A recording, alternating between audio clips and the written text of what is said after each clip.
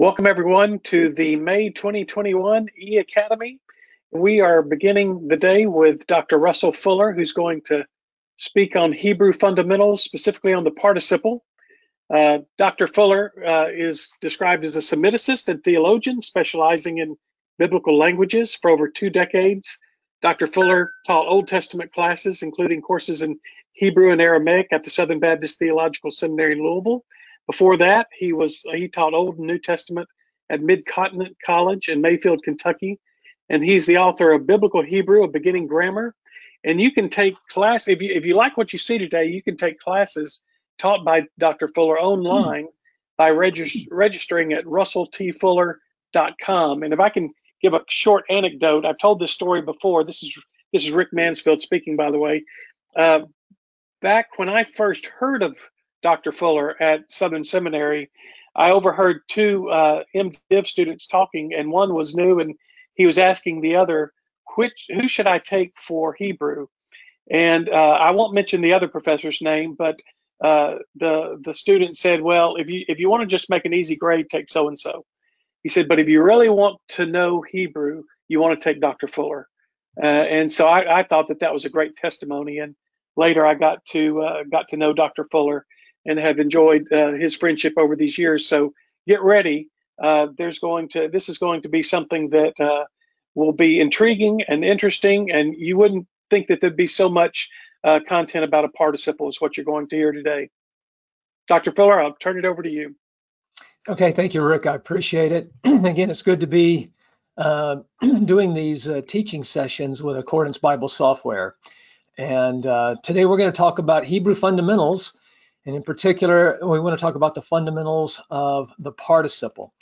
As Rick mentioned, I run something called the Theological Classroom. And again, you can go to my website and get more information on that.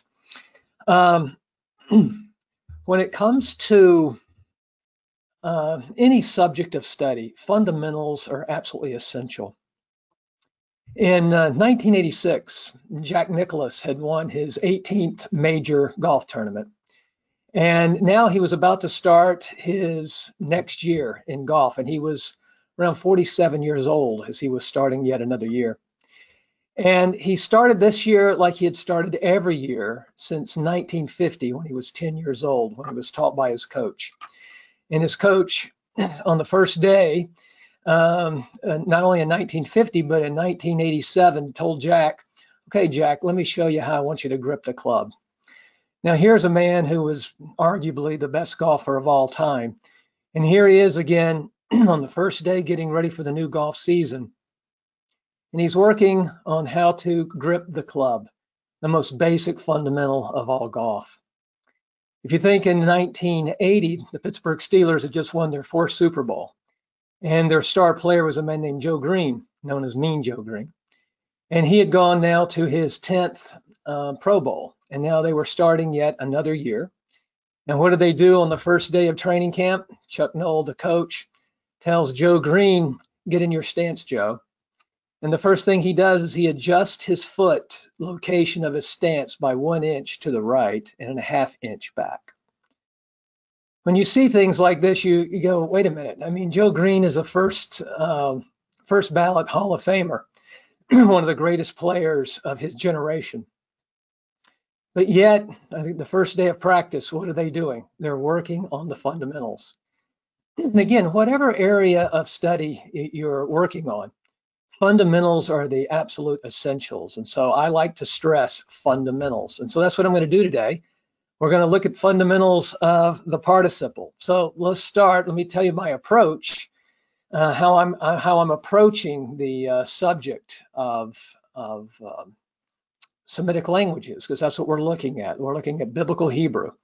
I follow the traditional Semitic, and I'm saying it's native grammarian. So I'm looking especially at those who are native in the language. Usually they're medieval and modern Jewish and Arab grammarians. Now you say, well, wait a minute, I thought we were going to look at biblical Hebrew. Well, we are, but the key is going to be a lot of times the Arab grammarians, because Arabic, classical Arabic, and biblical Hebrew are very similar. in many of their forms, and of course in the syntax. And that's what we're going to be looking at today. There's a way you can test this, by the way. It's pretty simple. All you do is take like a native Arabic speaker, one who has no knowledge of biblical Hebrew or even modern Hebrew. Give him a few lessons in biblical Hebrew and tell him, hey, turn this Hebrew into Arabic and watch them go. They're going to get most of it correct. They're going to have a few problems with a few constructions and maybe a little bit of vocabulary here and there, but they're going to get 90% of it correct. And that really does demonstrate that the old traditional Semitic method works. And when you look at the ancient translations, again, they're really following, again, the traditional Semitic grammarians. And so that's the approach that I take as we go through these fundamentals. So when I give you definitions and different things, it's all coming from these guys. I started studying Hebrew when I was about 20 years old. Many of these guys, and even some of the guys that trained me, they knew Hebrew from basically the time they were born. And again, this is the way Hebrew's been taught for millennia. And so again, I like the traditional approach. So let's look at the definitions. So let's look at parts of speech. First, the noun. A noun is a word with inherent meaning. In traditional Semitic grammar, an adverb, adjective, participle, and infinitive are really considered subsets of nouns. So all of those things are called nouns, but they're recognized. They understand an adjective is a type of noun. But again, they'll look at an adjective and say, really, it's a noun. And the way they see an adjective modifying another noun is by apposition, is what they're seeing. So again, just keep that in mind. Now, a verb. A verb is a word with inherent meaning, but it also inherently has tense and aspect as well. And so this definition covers the perfect, imperfect, and the imperative. And then finally, you have what they call a particle. Particle is a word without inherent meaning. Its meaning must be determined by the context. And again, if you look in a dictionary, Hebrew lexicon, you'll see under some of these particles that the definitions seem limitless. And that's correct, because again, it's context that actually determines their meaning. So again, in traditional understanding of Semitic languages, there are three parts of speech. The participle is really a noun. It's not considered a verb or a finite verb. Now, I know if you look at many grammars like Juan Moroka and others, they will group the participle as part of the verb. But in traditional Semitic grammar, it's really classified as a noun. So we want to keep that in mind. So let me define now a participle. Participle we call a verbal adjective in English. It is a verbal noun in Hebrew, but again, these definitions are really actually the same, since the adjective is a type of noun in Semitic. The participle, I'm talking about the name of the participle, talks about sharing or participating. That's what the word participle actually means, in both verbal and nominal, and by nominal I mean noun or adjective characteristics. So let's look at those characteristics. First, let's look at verbal characteristics. A participle can have tense and aspect. It can have verbal stem, so it can be in the call, the nephal, the PL, and then this is going to include the voices. So, active, reflexive, passive, these kinds of things.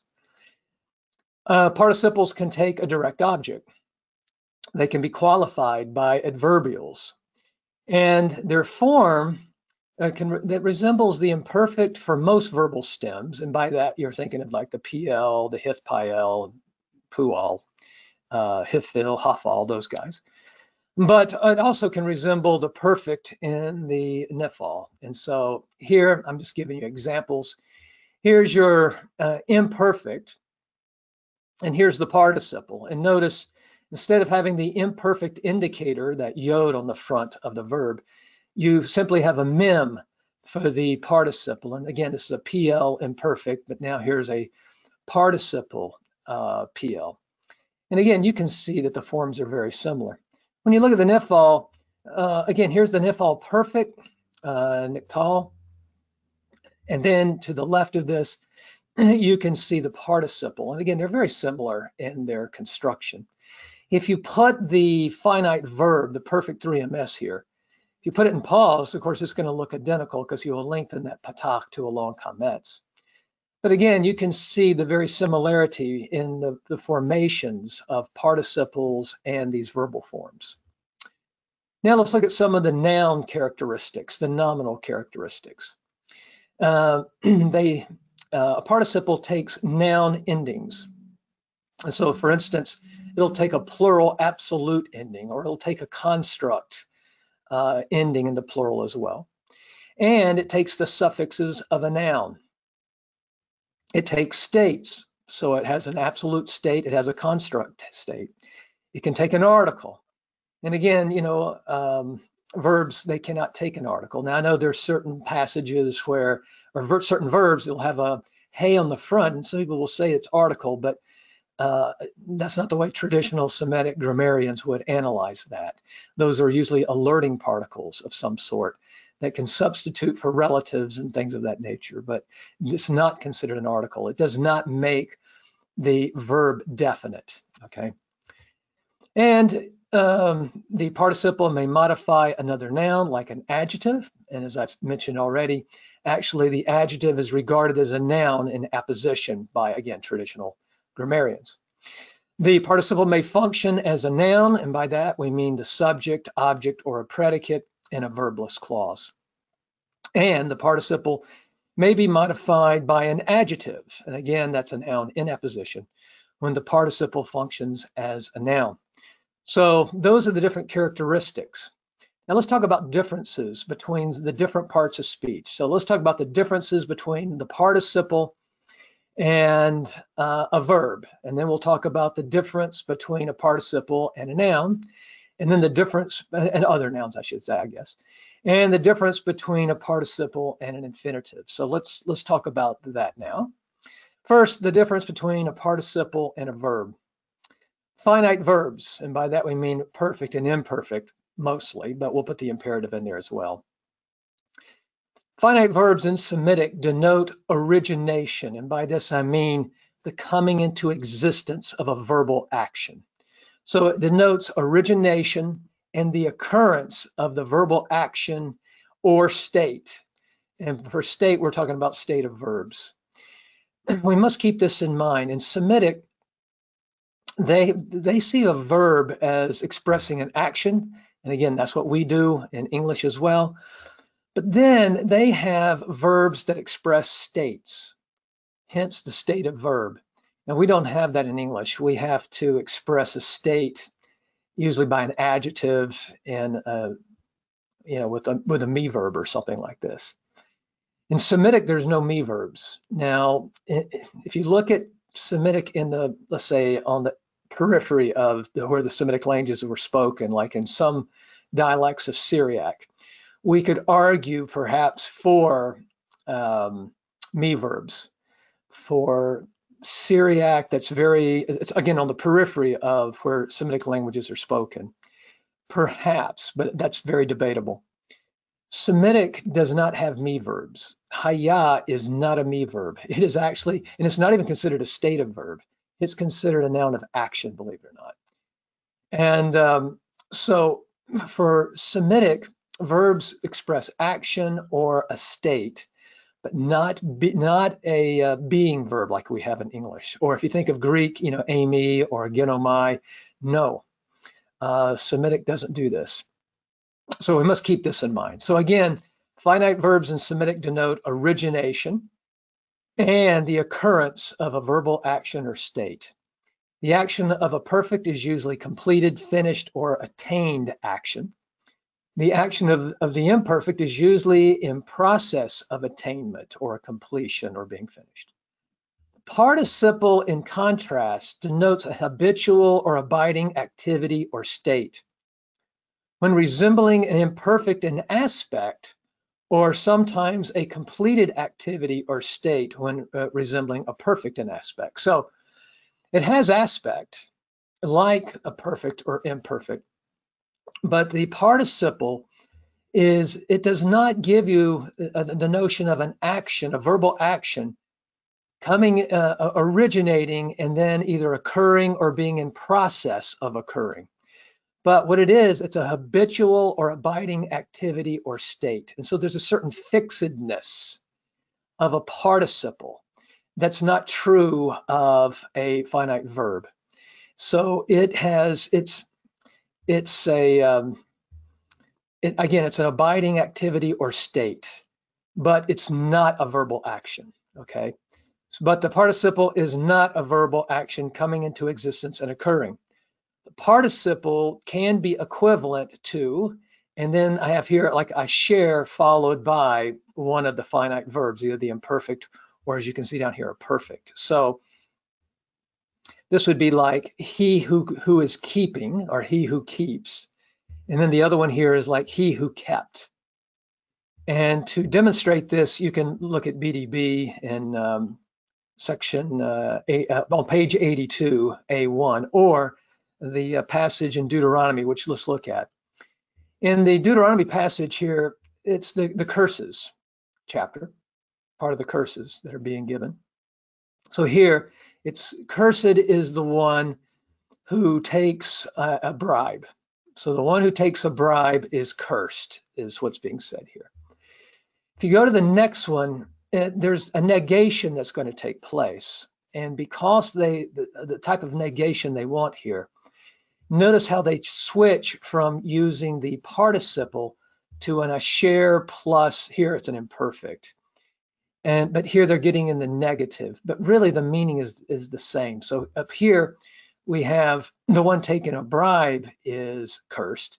Here, the one who does not confirm the words of this law is cursed. So again, these are equivalent expressions, but notice they can't just simply take the participle and just put it into an imperfect and say, there it is.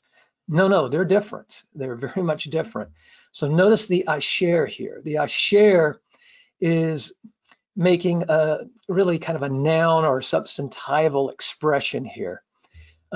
He who causes to stand, he who confirms, as this means he who takes, a taker. And then again here, I can't quite put it the same way as a taker down here, but again, he who does not confirm.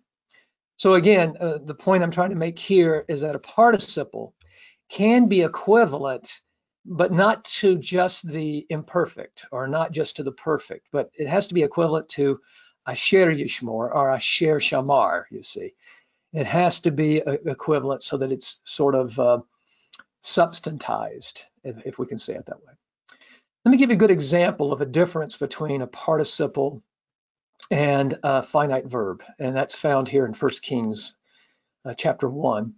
The word I'm really looking at is the second word in verse 50, yareh, because that word can be parsed one of two ways. It can be parsed as a perfect, cal perfect, 3ms, or a participle. It can be seen as a participle. So, and again, there's a difference. When I was one time reading biblical Hebrew with a native Arabic speaker, and it wasn't this passage, it was another passage close to this one, by the way.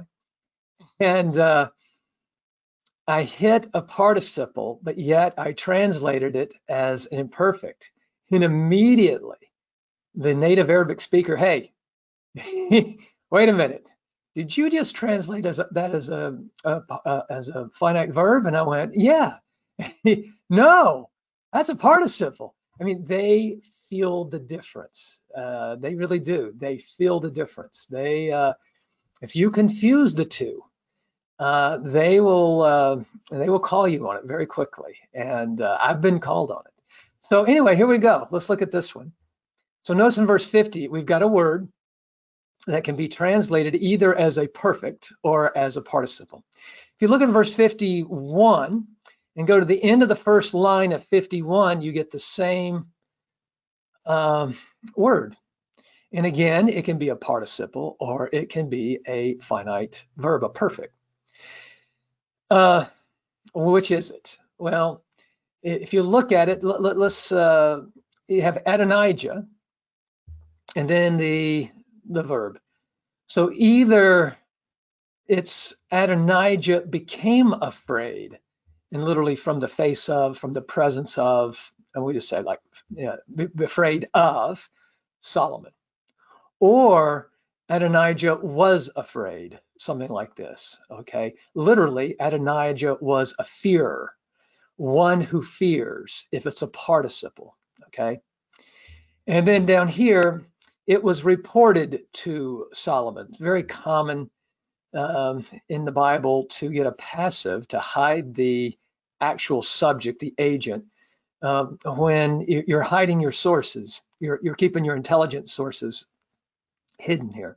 So when people report to the king, normally it won't tell you who it is, especially if it's part of his security apparatus, shall we say.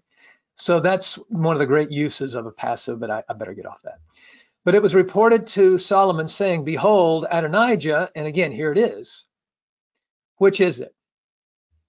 I believe what you have in the first example here is the perfect. Here, Adonijah, hearing about, remember, he's declaring himself as the king, and we'll look at that in the next slide. He's declaring himself as the king, but now all of his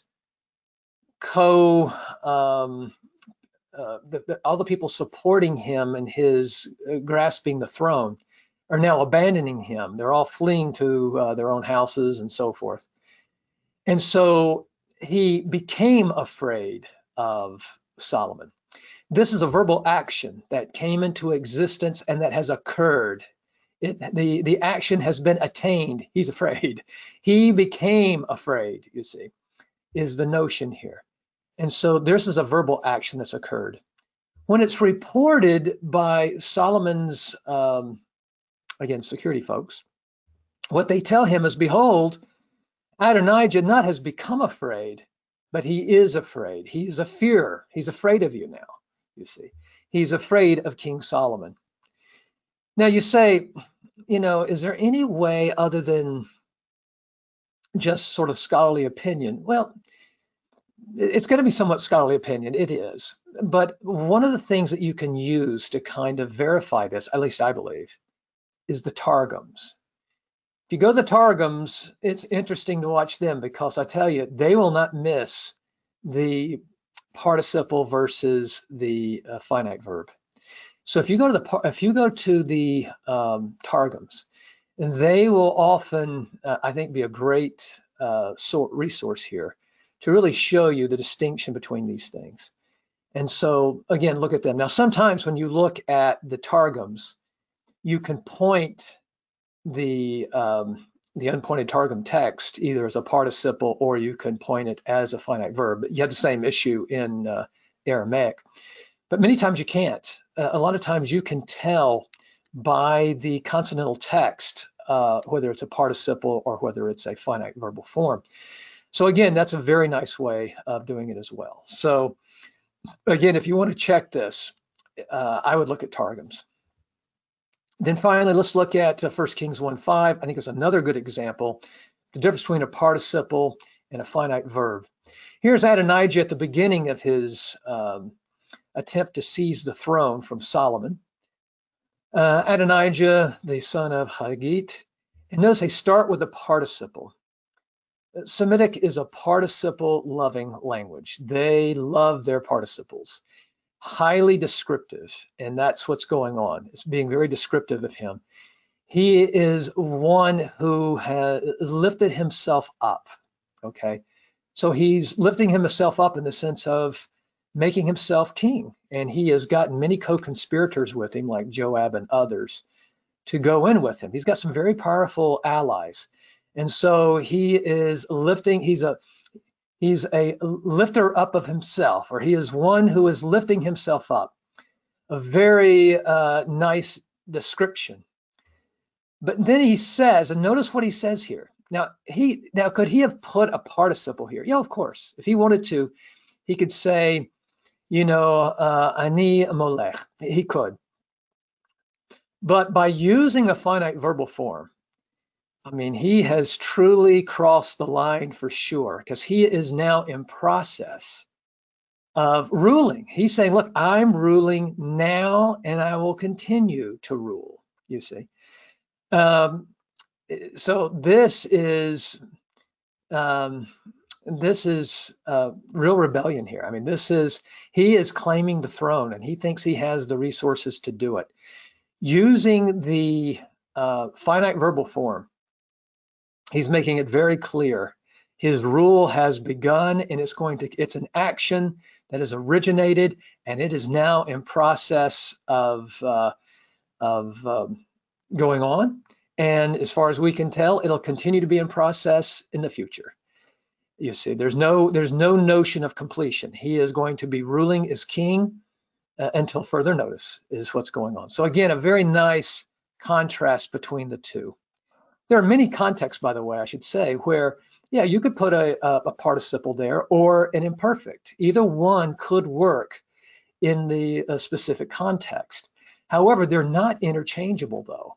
Even though each one could be used in many of the same contexts, that does not mean they're interchangeable. And again, they're not interchangeable. Notice the difference, and again, I'm talking in general, not necessarily the slides we were just looking at, between the translation I'm about to give you. For a verb, he bakes, he baked.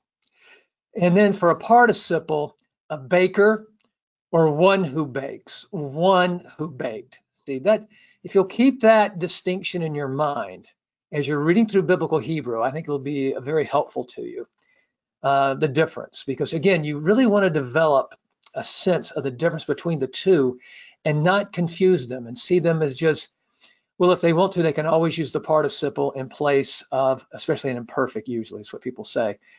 And that's not true. It's simply not true. Now let's talk about the difference between a participle and a noun. The noun is a word with inherent meaning, but without the tense aspect and other other characteristics of a verb. The participle is a verbal noun or a verbal adjective. The verbal and adjectival characteristics makes the participle a descriptive noun. And when I say descriptive noun here, again, that's the term used by the traditional grammarians. They consider both adjectives and participles as descriptive nouns. As such, the participle, and by the way, I should say this, the participle is the ultimate descriptive noun because the adjective is a descriptive noun to them. But see, with the participle, you get to add that tense and aspect, that abiding activity, you see. That makes it even more descriptive. So it's the ultimate descriptor in Semitic. As such, the participle is used for descriptions, for painting a picture, and for depicting activities and states that are habitual, like occupations or professions. So notice in Scripture, it's very common that occupations, professions, are given by participial forms. So if you remember in Genesis around 39 and 40, it talks about the cupbearer is the way it's translated in the King James, but literally the one who causes like Pharaoh to drink. And then this one is the one who bakes, the baker, you see. And so these people are engaged in this activity continually, okay? Participles are often found in vivid contexts, such as dreams and visions. They're also common in direct speech and in poetry, when the writer or speaker or writer desires colorful details. The participle is the ultimate adjective with its verbal characteristics. Now, when I talk about vivid contexts like dreams and visions, it's not that, I don't want you to think that when you get to a dream and a vision, it's going to be all participles. No, but participles are going to play an important role in the description. But they're going to, when they want to paint a picture, they're going to bring out the imperfects, the perfect. They're going to use every tool they have for it. But participles will always be there. And in direct speech, even to this day, whether it's the Arab streets or even in Israel, they really do like to talk in participles. As one Arab speaker said to me, he goes, participles are smooth. Verbs make waves. I'm not exactly sure what he meant, but I like it. I don't know. It was if you want to be smooth, you talk in participles. And I know what he meant in one sense about this.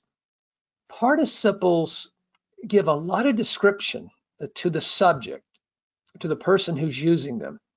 And remember, they sort of imply verbal actions, but that's not a verbal action. But if you're a baker, or if you're one who bakes, well, I mean, it implies that you've done it either in the past, the present, or you're going to do it in the future, and something habitual, you see. So it's a very efficient form, you see, and so they love the efficiency of the form.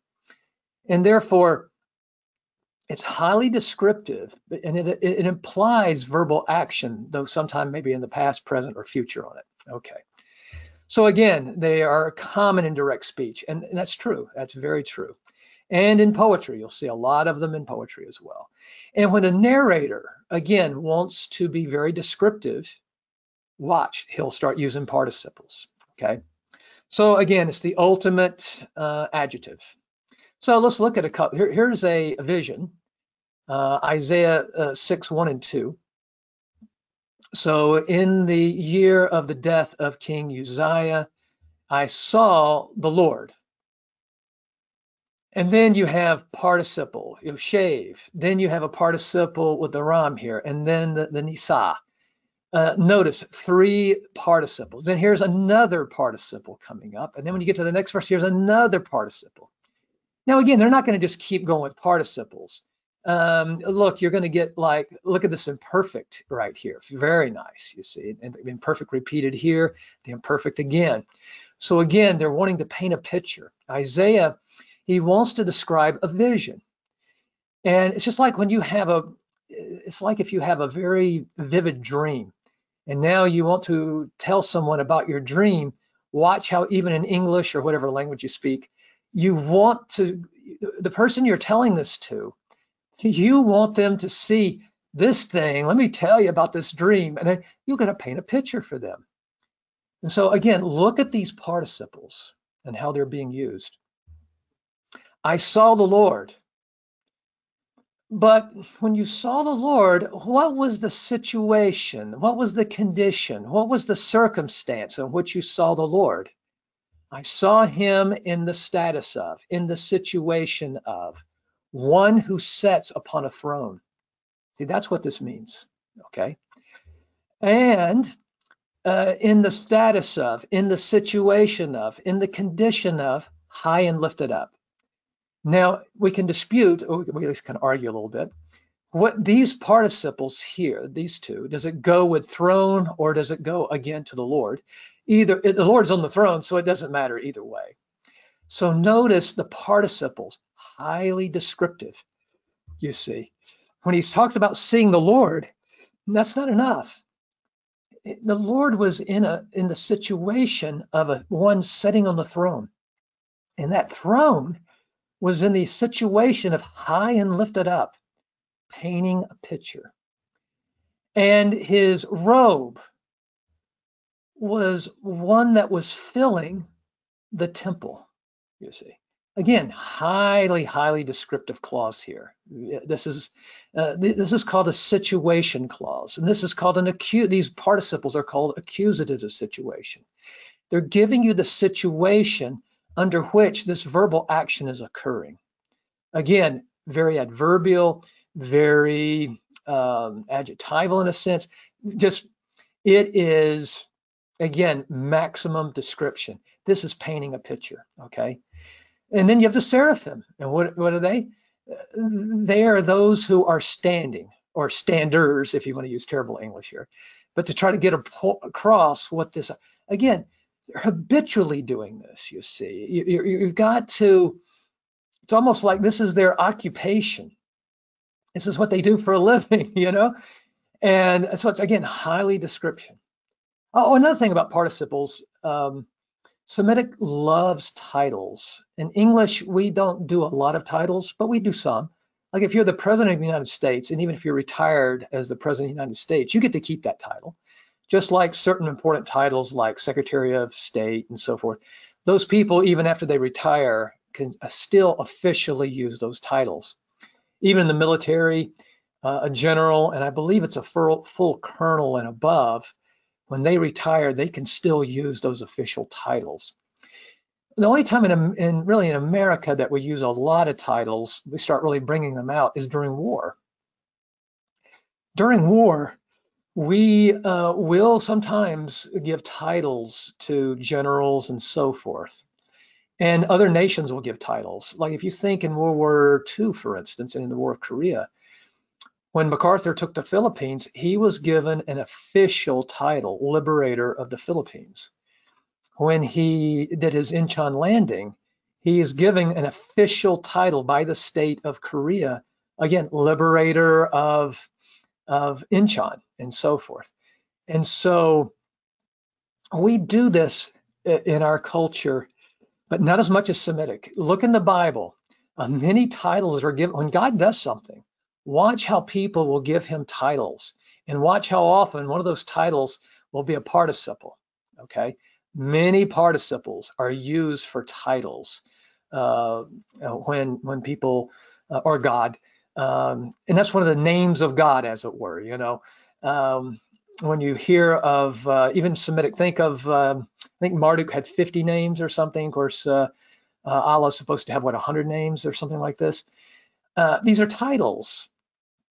And again, many of these will be participles. So again, you've got to see the participle is highly descriptive. Look now at, let me just say a word about the imperfects here. They would cover their face and so forth, and they would cover their feet, and they would fly. This is also a highly descriptive form, the imperfect here, painting a picture, no question. Here, it's the verbal action that's really getting the emphasis. Here, with the participles, it's really putting a lot of description upon not the action as much as the subjects, or the words that it's modifying, but it's also implying verbal actions behind it as well. So again, a very efficient form, a very nice form. But when you pull out those imperfects, now it's the verbal action. And again, they would cover from time to time, you see.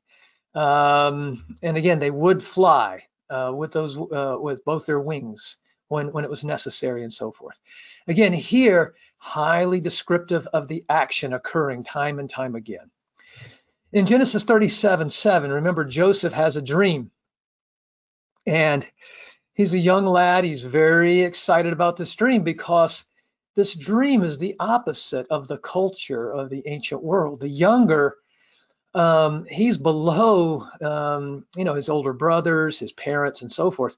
But he has a dream in which he's above his brothers, which is, remarkable, for a culture like that. And so he wants to describe what he saw. He wants to paint a picture. So notice what he does. He starts off immediately with participle. And then he goes, if you notice, he'll go to a perfect. And then he does another perfect. Then there's the imperfect. And then here comes, again, like preterites or, the verb consecutive. Notice how he's mixing these things in order to, again, paint the picture of the dream that he had. But again, notice the participle. It's sort of setting the stage. We were sheavers of sheaves in the midst of the field. You see, it was ongoing. It's ongoing action. But again, it's not like a verbal action being described here. It's just, again, it's modifying the we here. Joseph and his brothers, they were sheavers of sheaves. It implies verbal action, but that's not verbal action. Now, when it says, and behold, my sheave stood up. Now, there's verbal action, you see, and it got itself stationed. Okay, verbal action. And behold, your sheaves were going round and around and around, and then boom, they prostrated themselves to my sheaf. You see, you can see how Joseph here is painting a picture. And again, he's using everything that he basically can. Participles, perfects, imperfects. And then notice how he's going in between some of these verbal forms. Very nice. But again, notice how he starts off with those participles. because that's sort of he's laying the sort of the base, the foundation, and then the verbal actions are coming off of it. Again, very similar to what you see in Isaiah here 6 as well. Okay, let's look at the difference between a participle and an infinitive. Participle and the infinitive are both verbal nouns, so they're both classified as verbal nouns. The infinitive is a noun of action. So again, it's going to express, things like oppressing and gathering. See, these are nouns, but the nouns sort of give you a notion of action with them, okay? So the infinitive is a noun of action similar to other nouns of actions. And then I give you a couple of examples here. But the infinitive adds certain verbal characteristics, such as the meaning of the verbal stem. So again, the call, the nefal, pl, which includes the voice, and it takes direct objects. So again, the infinitive also adds some verbal characteristics. The infinitive, and here's the big difference, is an abstract verbal noun, meaning eating or the act of eating, the event of eating, something like this. Sacrificing or the act of sacrificing, again, the event of sacrificing, and so forth. The participle, however, is a concrete verbal noun, meaning the eater, the man who eats, the sacrificer, the man who sacrifices. The participle, therefore, is called the noun of the agent, or the noun that does the activity, is the idea. So again, this is a very important distinction between an infinitive and a participle. A lot of times in English, when we think of a participle, walking down the street, and again, it's sort of has sort of an abstract notion in that sense. But we don't want to see that in Hebrew and in Semitic. The participle is concrete. You can touch you can actually touch a participle. You really can't touch sacrificing or the act of sacrificing. You can't do that. And so again, one is concrete, the other is abstract, and keeping those distinct is very important. Okay, here's our conclusion on the definition of a participle. The participle, therefore, is a concrete verbal noun, adjective, indicating the agent or doer of the activity, an efficient part of speech, maximizing description, and implying verbal action at some time, past, present, or future. For example, the participle, the man who sacrifices, implies that the man has, is, or will sacrifice. That's another verbal actions. The participle is common in direct speech even today in modern Semitic languages, in poetry, which is very similar to direct speech in the Bible, and in narrative, when vivid details are desired. Let me just make one statement about direct speech in poetry. If you notice, if you take something like your BHS or something, and just start in the book of Genesis and start, going through the pages, and you'll see all of a sudden this little sections of what they regard as poetry. It's almost inevitably direct speech. From all indications, the people in the Bible spoke a more poetic dialect when they were speaking to one another. This is even true in Arabic until recently. In fact, in the 30s, the last king of Egypt before Nasser overthrew him, in their meetings, when they would talk important matters of state, they would start speaking in a poetic dialect in Arabic. And so again, direct speech and poetry, they're not exactly the same, but they're very, very similar. And so watch for that. Here's the bottom line. The participle is a verbal noun, not a nominal verb, okay? And again, if you look at many, even the old Gesenius, not the original Gesenius, but the one that you're probably most familiar with Couch and so forth. Again, they put participles really under the notion of verbs. And again, this is not traditional Semitic understanding here, either of Arabic or classical, modern or classical Arabic or biblical Hebrew. So again, the participle is a verbal noun, not a nominal verb. Let me make just a few comparisons of the Semitic participle with the English or Greek participle now. Semitic does not subordinate clauses with participles as in English or Greek, as for example, walking down the street and arriving at the old house. I entered to see the man. You see, walking down the street, arriving. We're using participles here to subordinate clauses to a finite verb, okay? Instead, Semitic uses finite verbs in independent clauses. So it'd probably sound more like, I walked down the street and I arrived at the house and I entered to see the old man. That's more likely the way the Semitic languages would do it.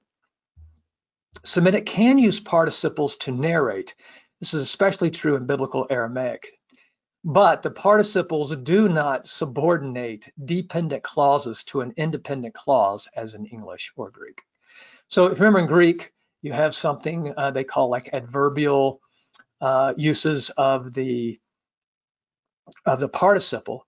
Semitic doesn't do this, okay? Semitic does not do this. Semitic situation clauses with the participles come the closest to the subordination to an independent clause. But the situation clause is still an independent clause dependent by context only. So here's an example of what I've just described to you. Here is your, we'll call it the independent clause, but they're really both independent clauses. But the Lord appeared to him, meaning Abraham, in the oaks of Mamre, okay? And then you get this other clause, and he, a setter. He was a setter. He was one who was setting at the opening of the tent at the heat of the day. Now, they call this a situation clause. Now, what they could have done is go back to the passage in Isaiah 6. You could cut this vav and the hu here, and then turn this into simply an accusative of situation in the status of one who sets. The only problem with that is it's going to be a little bit more, who are we talking about here? You would almost naturally think it was the Lord. You see, you don't want that. And so they went to a full clause. And of course, the context is going to tell you ultimately that it's Abraham that's being described here. So what this clause is doing, again, technically, they're two independent clauses. But yet, if you take this clause away, this doesn't work well, because this pronoun here wants to connect to its antecedent, and if it's awkward if you try to put this by itself. Now you can, but it won't be a situation clause, and then it's fine. But here's the way this sentence is read by, again, traditional grammarians. In what situation, in what condition was Abraham when the Lord appeared to him in the oaks of Mamre? And the answer was, he was a sitter. He was one sitting at the opening of the tent at the heat of the day. So this clause is acting adverbially to this clause. This is about as close as you can get to, that sort of the participle somehow being subordinated to a finite verb. This is as close as it gets in biblical Hebrew and in, let's say Old Semitic languages. This is as close as it can get. The Septuagint here is very nice, very nice. Notice the Lord appeared to him in the oaks of Mamre. And then notice you get this genitive absolute. Now, again, what Greek could have done is you could take out this genitive, the genitive here, just take out the genitive, put it in the dative so it connects to this, get rid of the al2. It would still work, but that's not the real structure that you see here. So they're being pretty literal to the structure. And so the infinitive absolute is absolutely perfect. I mean, that is very nice. And again, and just like in Greek, notice how in Greek, when you have or in Latin, the genitive absolute or the ablative absolute, they modify by proximity, not by case. You see, there's nothing in the case up here in the genitive that this is connecting to. And if it did, it wouldn't be a genitive absolute at that point, if it were connecting to it. It's absolute. That's the way you want to think of Semitic clauses and their relationship. It's all just like this.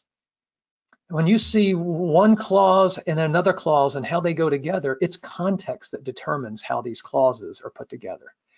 And that's the same with the genitive absolute. They modify by proximity, and that proximity has to be determined by context. And so again, very nice the way that's done there.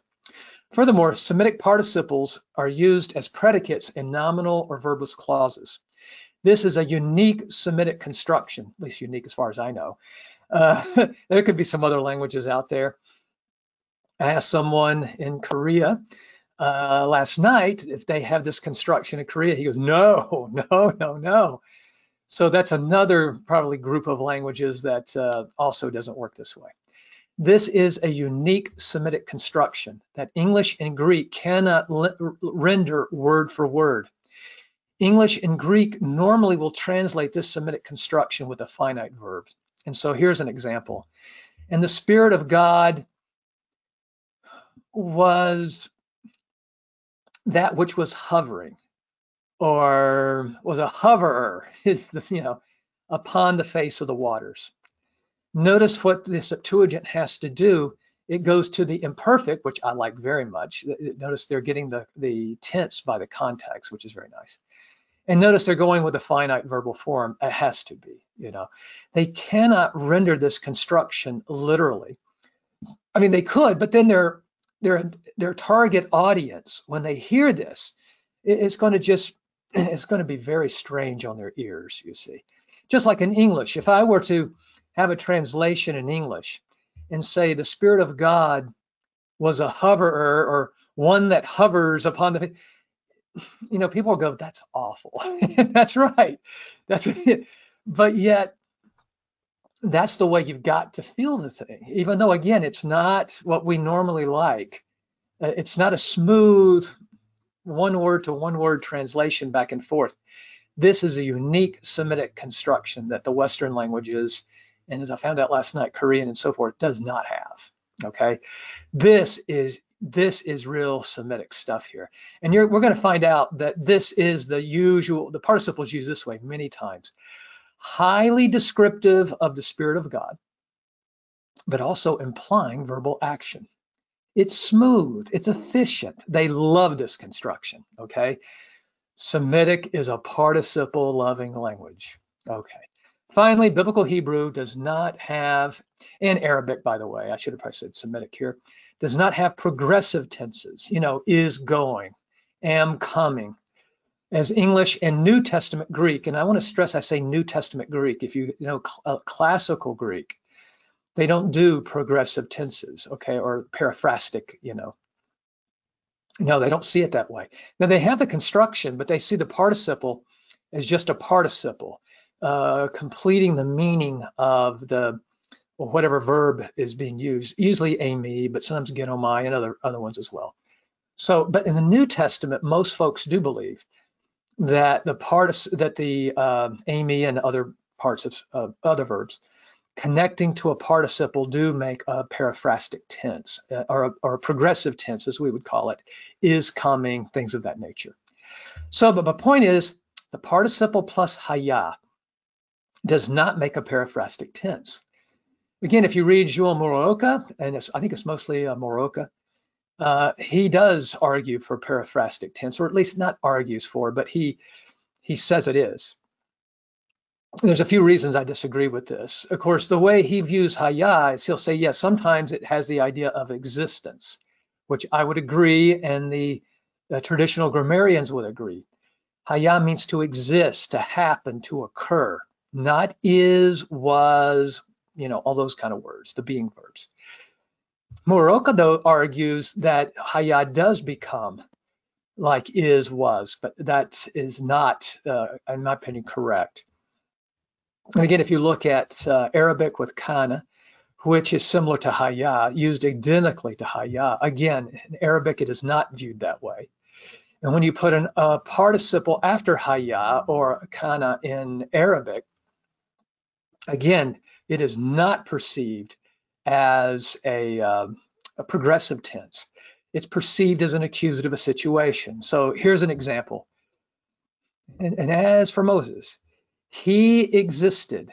It wasn't he was shepherding. Now, does that translate real smoothly into English? It does. He was shepherding the flock of Jericho. I mean, not Jericho, of Jethro.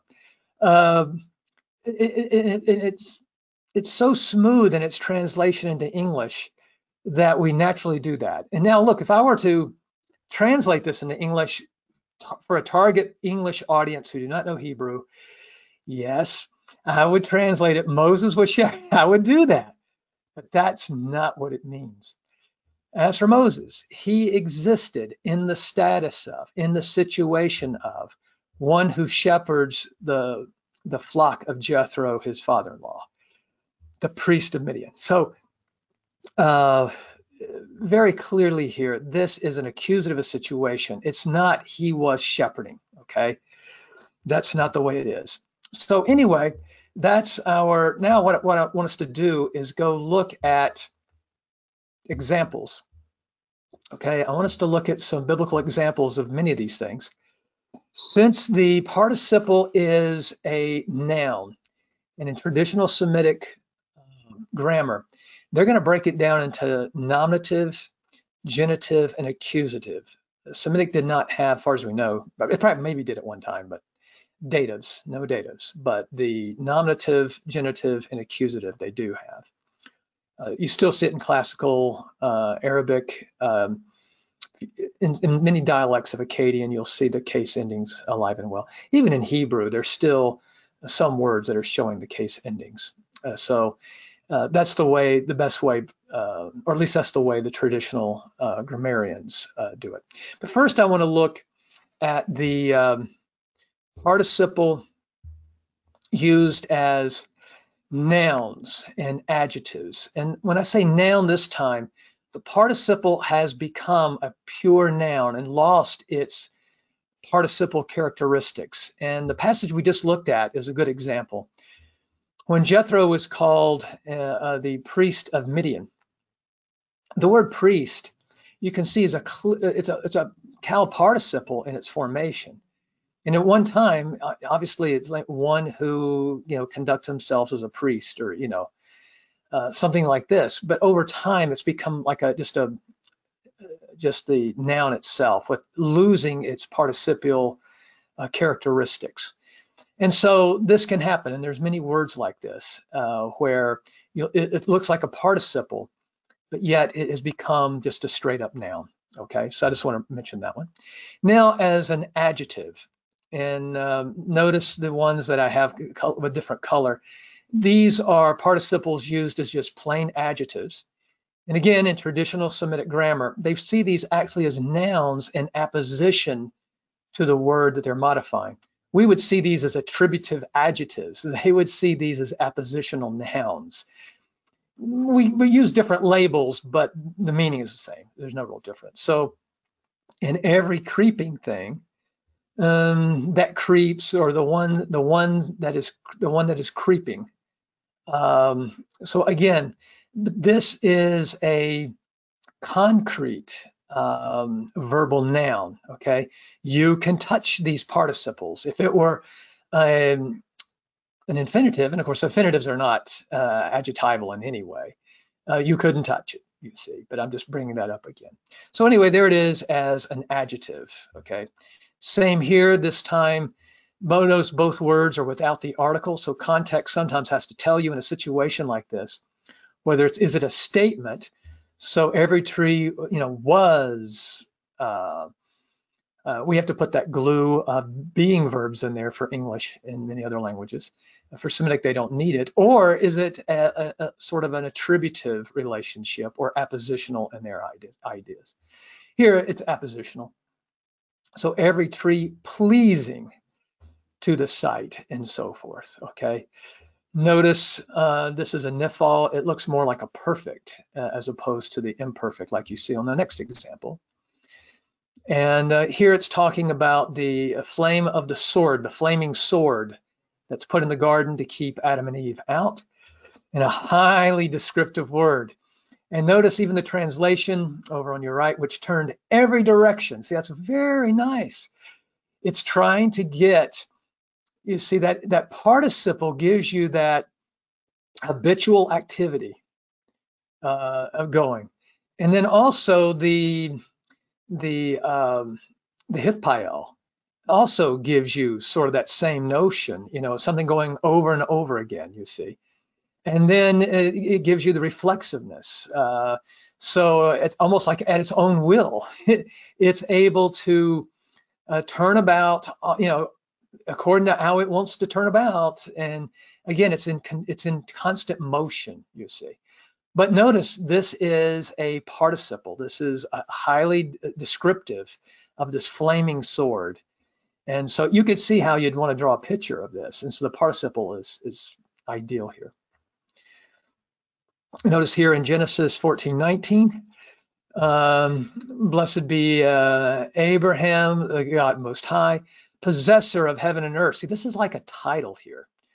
God is the possessor of heaven and earth. And so it's like one of the names of God in this sense. It's a title given to him as a result of his creating and of his not being a deistic God, but of being a God who, by his providence, works all things according to the counsel of his will.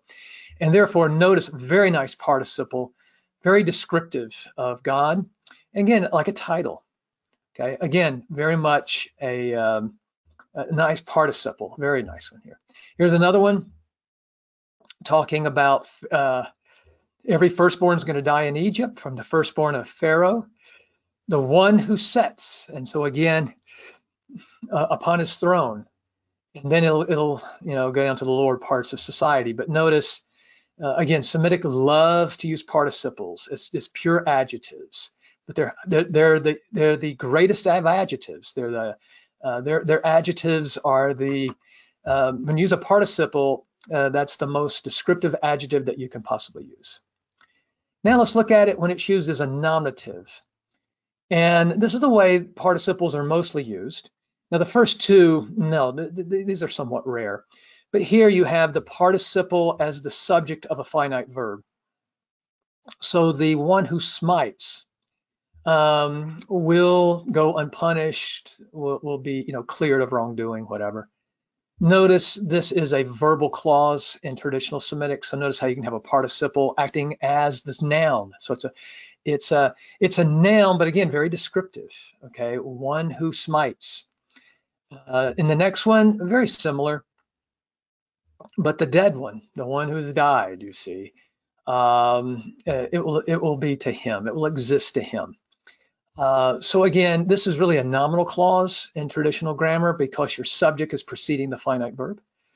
But again, notice that the participle can function this way as the subject of the whole nominal clause is what's going on here.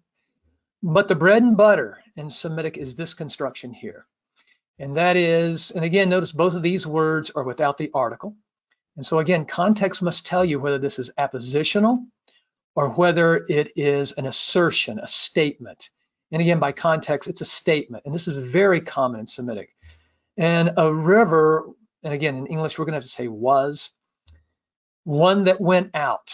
Okay, notice almost every one of these English translations over here are going to be finite verbs. They have to, because again, you can't bring this over word for word into English without the English readers not being very unhappy about it. So you just can't do that.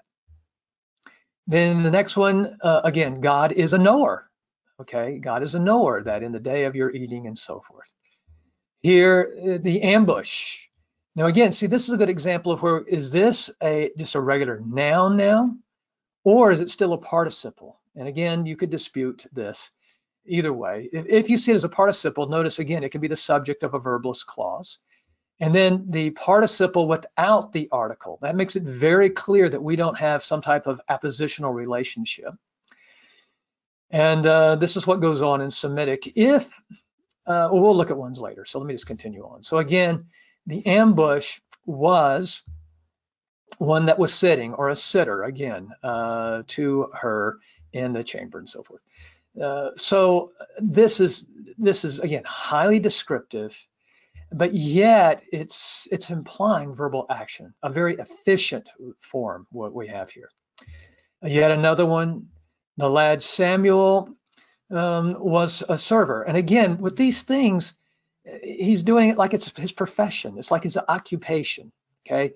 This is a habitual activity. He was doing it all the time, you see, just like it was his job, shall we say. Again, highly descriptive of Samuel, but at the same time implying verbal action. Semitic loves this. That's all I can tell you. Here is yet another one. The lords of the Philistines were passing over by the hundreds and the thousands, and David and his men were passing over in the rear with Achish. Notice this is like if you want to do simultaneous action, you can do consecutive participle clauses like this. And so this is, again, simultaneous. The actions are going on simultaneously here. And so here's another one. Hannah, she, very emphatic. Notice how they're repeating here this pronoun.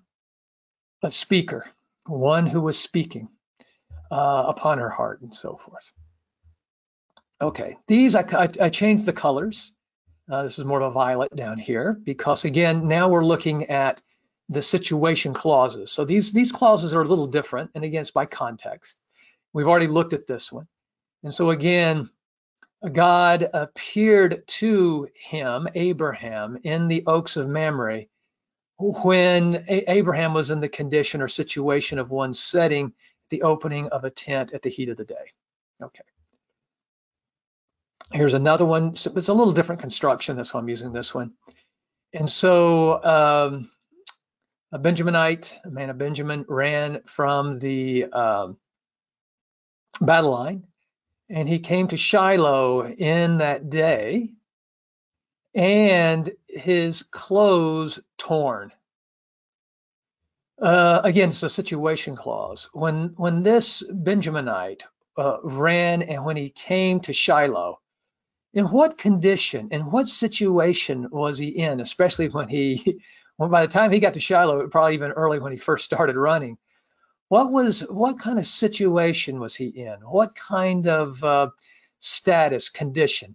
His clothes were torn, you see. Again, very descriptive, that participle there. And dirt was upon his head. So even when they saw him coming at a distance, they knew it was bad news. They knew trouble. They saw his clothes torn. They could see, as he got closer and closer, maybe some dirt on his head and so forth.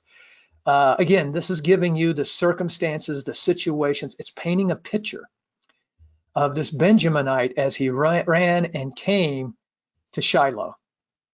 And that's what participles are for, okay? Descriptive nouns, that's what they're about. Here I just show you one. Notice the color changes to blue, so it's giving you a little, it can occur in all kinds of clauses. Here I just gave one that has a hene clause, but it's the same thing. So behold, 7 years are comers, okay? That's what that says, or ones that are coming, something like that. If you want to be literal, that's what we are here. But then look at these. Again, I'm changing the colors of the underline again. This is a different construction, because this time the participle has the article and it's the predicate. There's not many of these, but some of these do occur. Normally you see these without the article. And if it was without the article, it would just be your eyes are seers, or the ones that see, or, yeah, I don't want to say the ones, but by using the article, you now have an absolute identification. In other words, your eyes. They are the ones, no other ones. Your eyes are the ones that are seeing. So by adding the article here, you're getting this absolute identification. There's a certain exclusivity being given. Your eyes, they and they alone are the ones that are seeing that which the Lord did at Baal Peor and so forth.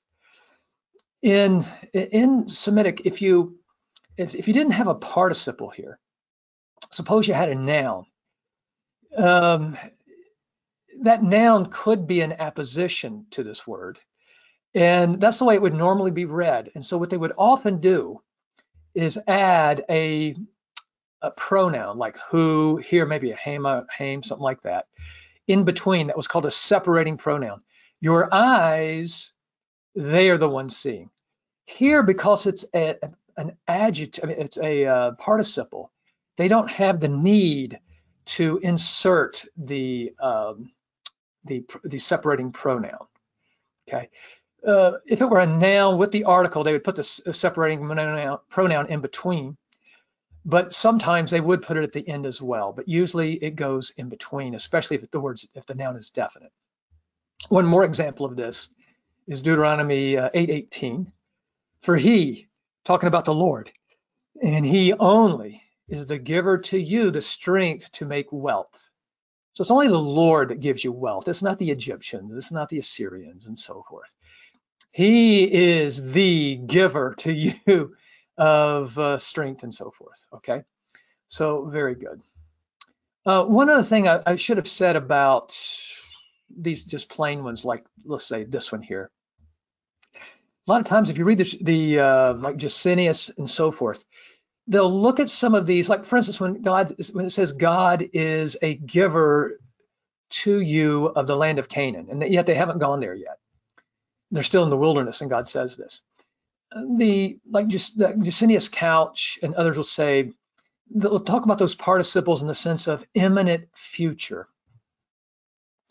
And there's some truth in that, but really, he's a giver right now. It's as if God is he's a giver, and the implication is he's given it to you now. He's a giver of this land. Now they haven't actually received it yet. They don't have it yet, but it's like someone saying to you, yeah, I give you my car. But hey, I've got to get you the keys, I've got to get you the documentation, but I'm a giver of the car to you, you see. And so be careful not just to take all these participles and say they're imminent future. Oh, no. Most of the time, now sometimes context can make that true, but it's present usually. Just like if you have this kind of construction and this is just an adjective, it's naturally present unless the context tells you differently. But again, it's mostly present tense that's really going on here. The genitives, let me go through these real quick. And these genitive constructions, or their construct, okay, one word's in construct to another. And so here it's the second word in the construct chain. I really enjoy this verse. This is one of the Philistines' kings, Maya lacquer with respect to madmen. You know, do you need to bring me David with all his drooling and stuff? Do I lack madmen in my kingdom that I need one more? What are you doing? So it's a great verse in the Bible. And so there you see the participle as the second part of a construct package. Not much to say there. On these next ones, a little bit more to say. Notice this, it's the first part of the construct package. Now, when you have a construct package, look at this one down here, the word of the king. The way traditional grammarians see this is what they call proper annexation or a proper construct package. Because this word here, melech, is restricting, modifying the other word. It's not just any word, it's the word of the king, it's the king's word. This is what they call proper annexation, okay? This with participles or adjectives, they'll call this improper. Now again, they don't mean by that a grammatical mistake. It's a purely descriptive term there. But what they're saying to you by when they say it's an improper annexation, this word does not restrict, modify the word before it. So it's the keepers of justice, judgment, something like this. This is usually like an object. If it's a passive, then it's going to be like a genitive of specification, okay? Torn with respect to his clothes, okay? But here, this is not, the word judgment here is not restricting the word keepers here, okay? No, this is, so what they call this improper because they love the construct form and they're using it in ways that's not the sort of the prescribed way of doing things, okay? Where this word is modifying, limiting the word before. But they love this construction so much, they'll use it in improper ways, but it still communicates what they're looking for. So again, this is keeper of justice, judgment, doer, a doer of righteousness, and so forth, okay? The same you see here with Esther, all the knowers of the law and, again, judgment, something like that. And then one more, and that is, this is a passive one. And so again, torn with respect to garments. Torn of garments is the way we would do it, but to them, torn with respect to garments. Garments is not somehow restricting that word or modifying the participle there. Hence, again, it's an improper, okay? So it's considered improper. All right, so again, that's the genitive. The accusative is where the participle really shines. And so let me show you a few of these very quickly because we're running out of time. They heard the voice of the Lord God, boom, walking. You see, the walking in English, that's a nice participle in English over there. Notice with that ing, we don't feel the concrete aspect here, okay? But in Semitic, when they heard the voice of the Lord God, what situation, what status was that voice when they heard it in the garden? It was walking about in the garden, okay? So when they heard it, what was it doing? It was going all around the garden. Where are you? Where are you? That's what they were hearing, you see. Again, notice, again, that continual activity is the notion here. And again, the Hithpael also is very helpful there as well. And so when they heard the voice, it was in the status or condition of one that walks about in the garden. So it was like hearing that voice speaking to you from all over, because that voice was walking all about the garden. Again, highly descriptive. Look at this one. Behold, I heard your father. And when he heard your father, what was the status? What was the situation? What was the condition of your father when you heard him? He was one who was speaking to Esau, your brother, saying the following, okay, which I don't have here. So again, when I heard your father, he was in the status, he was in the condition, he was in the situation of a speaker to Esau. So get busy, get going. They were making their plans. We got to make our plans real quick, okay? And an Egyptian, and he saw an Egyptian man. But when he saw that Egyptian man, what condition, what situation was that Egyptian man in when Moses saw him? He was in the status of, the situation of one who smites a Hebrew man from his brethren. So again, this is the, they call this an accusative of situation, and this is a participle in all of its glory. Look at, here's another one. And the Egyptians pursued after them, and they overtook them. And when they overtook them, what condition were they in? They were campers upon the sea. That's what they were. They were encamping upon the sea when Pharaoh overtook them, you see. Again, when they pulled these out, highly descriptive. Notice these are almost always without the article. Very few examples of having the article, where the words that it goes with is usually going to be definite. These participles are usually going to be without the article. It can have some, it doesn't necessarily mean indefinite. Sometimes it can have like pronominal suffixes, especially if that's necessary to make sure you know what word to hook it to. But usually they're going to be indefinite and almost always without the article, okay? All right. And all the people saw the pillar of cloud. But when they saw the pillar of cloud, in what condition and what situation was it? Standing at the opening of the tent, you see. That's what it was doing.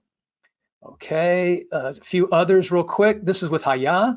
Again, haya always takes an accusative, a situation after it, usually a lot of times a participle, or it can take other parts of speech, but participle and adjectives are ideal.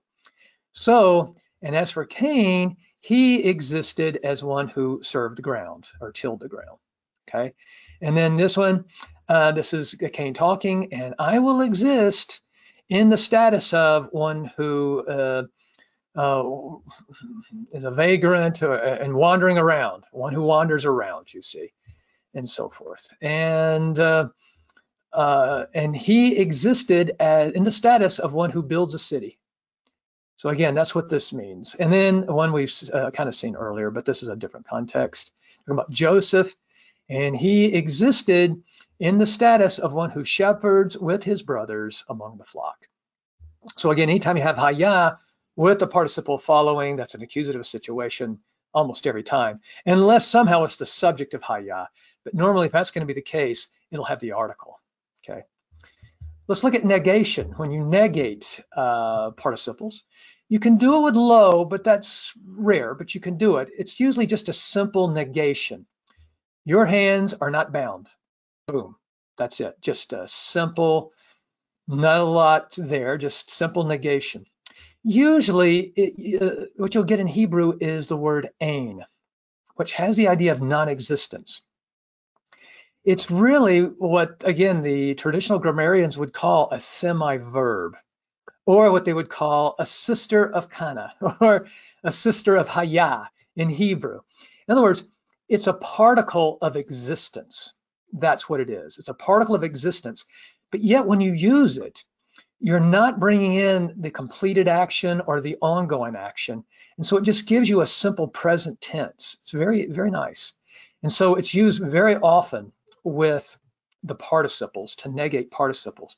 And when we say non-existence, we don't necessarily mean it doesn't exist anywhere in the universe. Sometimes it does mean that sometimes, but usually it has the idea of non-presence. In other words, non-existence, it's not present with us here. Okay. So I told it to the magicians, but non-existent of a one who could report or to explain to me. Okay. So again, this is very common when you see this. And so this is like non-existence of one. So we couldn't find him. He wasn't around. Okay. Now there was one around technically. It wasn't nothing. No one existed in the whole, universe. No, I mean Joseph is the one who's going to get the job done, but he wasn't present. They didn't know where he was. They didn't know he could do this. You see. Here's another one, which talks about here's Pharaoh confessing non-existence of one who understands and wise. Notice you have the participle, then you have an adjective. And notice how ein is doing the negation again, okay? What you really want to watch is this one, these here in the blue. Because here, ein has a subject, and then it has its predicate, which is going to be an accusative, a situation. So watch for these. These are very nice.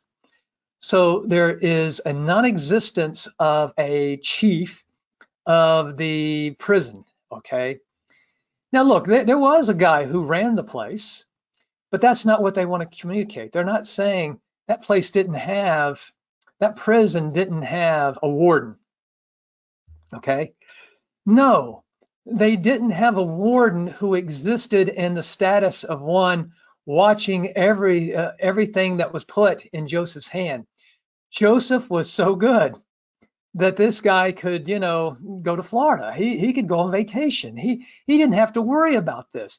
He definitely existed. He was definitely present there, but he was not present at the prison as one that was in the situation of one who was watching a seer of everything that was in Joseph's hand. It wasn't necessary, you see. So look at that one. Here is Genesis 20 with Abimelech. But if you do not exist in the status of a returner of Sarah, know that you are dead. Dying, you will most certainly die.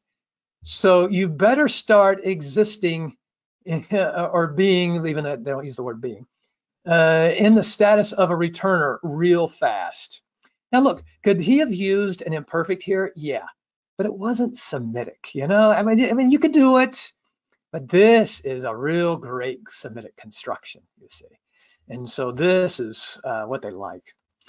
Here's the children, I shouldn't call them children, I guess, the adult sons of Jacob. Remember, they're arguing about, hey, we got to take Benjamin with us. And here's what they say. If you do not exist in the status of one who sins away, namely Benjamin with us, we will not go. We won't go down. There's no reason for us to go down unless you start existing as one who will send away. Again, could you use an imperfect here? Yeah, it just wouldn't taste the same. It wouldn't sound the same. It just, no. This is Semitic, you see. They love their participles. They love their participles. Here's a nice one. In Exodus 3:2, look, behold, the bush was a burner in fire or with fire. And as for that bush, something you need to know about that bush, it did not exist. It did not exist in the status of consumed, burnt up, you see. Again, they want to paint a picture here of this burning bush for you. So they use, first of all, that participle right there. That's very descriptive. And then look at that beautiful construction right there with the participle again. Okay. Just maybe one more of these. Here, Pharaoh used to give straw, but he's not going to give straw anymore. And so he says, I will not exist in the status of one who gives to you straw. So again, notice how he's saying it. Now, these in yellow that I have marked, I just want to show you yesh works the same way. It's another particle of existence. So notice the pronoun or the first noun is going to be the subject, as it were. And then there's your participle that's going to function as the accusative situation. If you exist now as one who prospers my way, this is, remember, Abraham's servant praying to the Lord. Lord, if you will exist, not in the sense of he's questioning God's existence in the universe. No, but Lord, right now, I need you to exist in the status of one who will prosper my way. Yes, you see. This is, if you think of that controversy in Exodus, well, I don't have time to go there, where God was not known in the past. Yeah, he wasn't known in the status of, in the situation of Yahweh and so forth. You see, yeah. Similar to this type of construction. I mean, it's not the same construction, don't get me wrong, but it's the same thing they're arguing here, kind of. So you are existing now in the status of one, if you will exist in the status of one who prospers my way, then, success is inevitable. Here is Gideon. He's not questioning God's existence here, okay? But God, if you will exist as one who delivers in my hand Israel, and I'll do what you want me to do. Absolutely. And then here's Ecclesiastes. There is a righteous man who exists in the status of one who perishes in his righteousness. And there is a wicked man who exists in the status of one who prolongs his days in his wickedness. Okay. So again, watch those constructions. Very nice. Emphasis. If you want to emphasize participles, what do? Well, maybe the simplest way, and again, this is not highly emphatic, but it's got some emphasis to it, is to put your participle when it's the predicate before its subject. Okay, like this. So arur ata as opposed to ata arur. So there's emphasis here, not screaming and shouting and banging on the table, but emphasis there is there. Okay. Same with this. Notice the changing of word order. A destroyer we are, okay? The angels probably talking there. Then in 2 Kings here, a different construction. So again, I changed my colors. Here, they are walkers. They are those who are walking. And then walking and speaking. And so there's a bit of emphasis here on the walking given here, but this is more adverbial. So there's a little emphasis, not great emphasis, but it's more adverbial to the participle. And so the notion is they were walkers, but they were speaking as they were walkers, okay? So that's the notion here. It's hard to make that literal. I mean, the translation here is fine, but they had to put a finite verb, of course. They were going along, meaning walking, and talking, you see, at the same time. But again, a little emphasis. But if you really want to pound the table and start shouting and screaming, this is what you do. You put the infinitive absolute, and usually just one of these, not two like this. Usually the two will give you the adverbial construction. They'll never put it before. The absolute will never go before this, just like the imperative. If you use an infinitive absolute, you'll use it after the imperative, not before. With the perfect and imperfect, you can put it before or after. And so here, now we've got the max emphasis here. So here, he is a grasper of you. Notice firmly, that's very nice. You know, with a lot, with very emphatic grasping, an intensification of grasping, you see. So this is intensifying the grasper, the one who is grasping here. So very strong, hard to put into English. I can hardly do it. But yet this is making that participle very emphatic. And this one here, this is the false prophets, if you had the verse before it. And so they are speaking, notice the New American says, keep saying. And I would use a word like boldly. Brazenly is probably a better word. So these false prophets are brazenly speaking to those who despise me. God has said or has spoken, peace will be to you. And everyone who walks in his heart, they are saying, evil will not come upon you. See, this is brazen. This is just, as the verse says before, they're speaking out of their own heart. They're not speaking from the Lord. And so notice how they're emphasizing the participle here. Finally, and after this, we can take some questions. This construction one more time, where you have the participle, then it's followed by two infinitive absolutes. And again, this works adverbially. Here, it's talking about those who gather up at the end. Therefore, I guess we would call this a rear guard action. The rear guard was a goer after the ark and going and blowing on the trumpet. So as they were goers, they were blowing on the trumpets, is what's being said here. This is what you expect. You see this construction with finite verbs a lot. You see it with participles as well. Look at the next one here in Jeremiah, the same thing. This time as they're going, they're weeping as well. But, and this time I change my colors a little bit, because notice you can substitute a participle for one of the, or both, of these infinitive absolutes, but you get the same thing. So the one going out was going out and cursing, but notice they switched it to the participle. So the participle here is functioning in some way very similar to an infinitive absolute. So he was going out, but he was cursing as he was coming out. Okay. Same with this one, this time both of the words. So David was one going up the Mount of Olives, going up and weeping. Okay. You could have put this as infinitive absolutes. The participles do the same thing. So with that, I'm done with my presentation. And now if anyone would like to ask questions, I'll do my best. Okay, thank you, Dr. Fuller.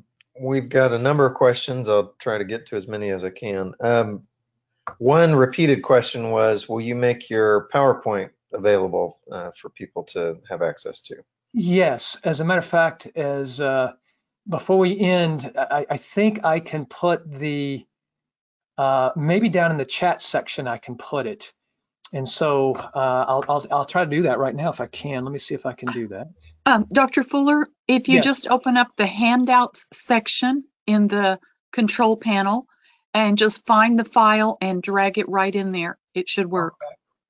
Let me see if I can find the handout section. Do you know what little?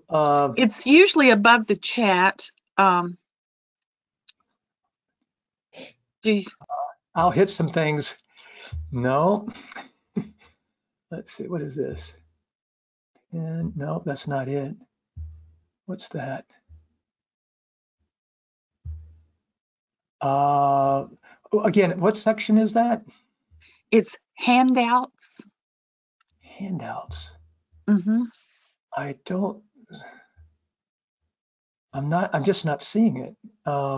Okay, let's work on that at the end, and then okay.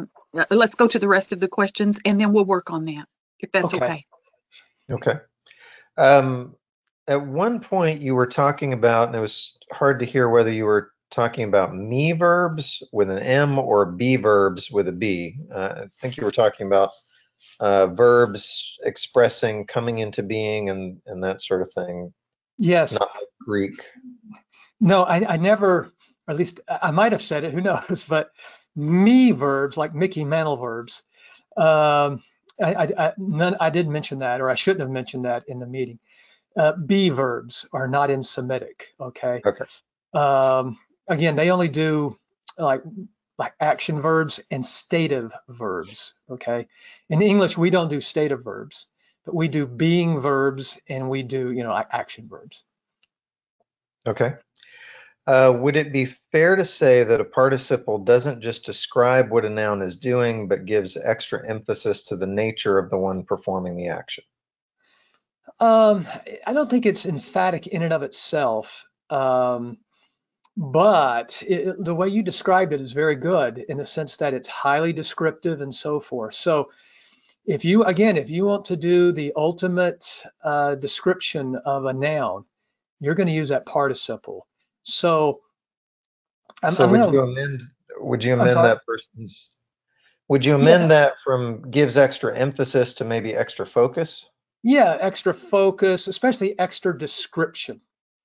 It is again the way the traditional grammarians will say it. It is a descriptive noun, and it's the ultimate descriptive noun. Okay. Can you use the Masoretic tropes, the cannellation, in determining if a verb is an imperfect or a participle? Sometimes you can. For instance, if it's a perfect third feminine singular, the tropes will definitely help you on that. So if you have something like kama, with the accent on the last one, you have a feminine participle.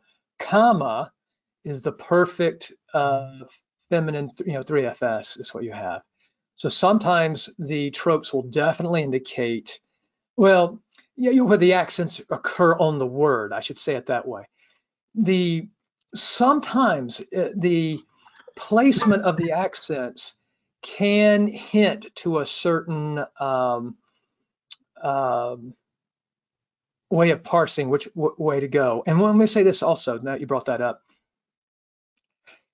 The normal, I know this is everything's controversial today, but